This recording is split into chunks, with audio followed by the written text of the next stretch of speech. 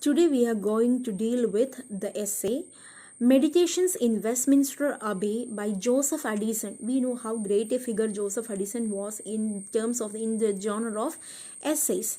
So let us see what he has written in this essay named as Meditations in Westminster Abbey. Many of you, I don't know whether you know or not, Westminster Abbey was the place where most of the poets were buried after their death. So here Joseph Addison says that he says about the sense of humor, and then he says that his sense of humor is of a kind of serious humor. Okay, and then he says whenever he feels such kind of a serious mood, he used to visit this Westminster Abbey, which is indeed a very gloomy place where poets are buried. Then he takes interest in seeing the tombstones and the inscriptions written there. And then one ironical thing what he sees is that most of the poets, maybe some famous poets, only their birth date and death date is given. Nothing of their achievements are given. Maybe there will be an epitaph. Epitaph means lines dedicated to a person who is dead. So some epitaphs may be there, but mostly only this birth date and death date is given there. And that is same as given for the normal, any general people. So say there is, this gives the sense of mortality, that one day we will die and go. We will be same like others. That kind of a feeling. So nothing about the people's achievements is given there. Certain persons are well described in heroic poems as a great figure, but then in their tombstone there is nothing, only birth date and death date.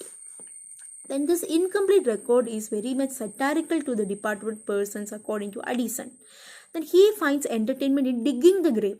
When he digs, he finds the bones, skull, bones and all, which are molded by the earth, molded by the sand. Okay, and then he says that this was one time a part of human body, but now it is in earth, like now it is filled with mud.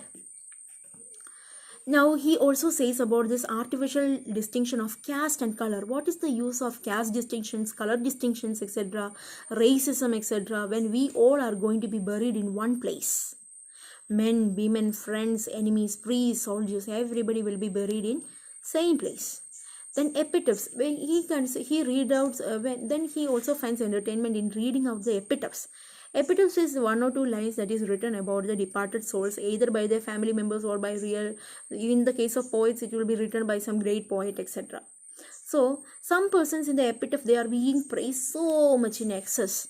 He says that if the person who is dead, if he comes and meets this person again, once more chance to meet this person again, that dead person will be blushing out of this excess of epitaph that is being given. Certain epitaphs are modest again, which is given in Greek and Hebrew. He takes great delight in modern epitaphs, and he says that modern epitaphs are more refined and gives more honor to the person who is dead. He says that epitaph should be true to the dead.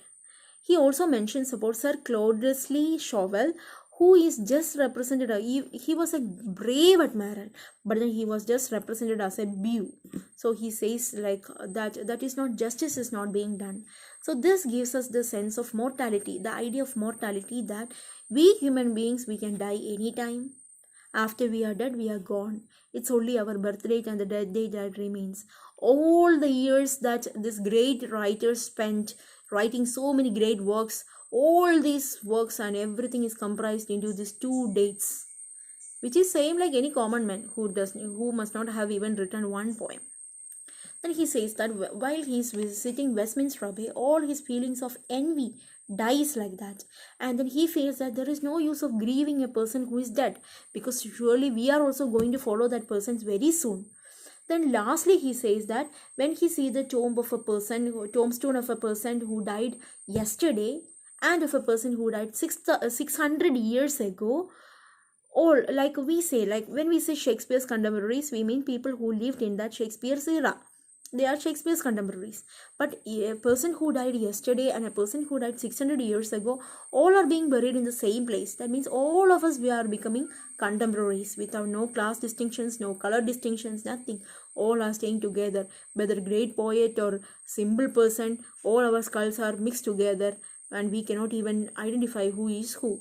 So this is a kind of sense of mortality that he imprints in this essay. I hope it is clear to you. Thank you.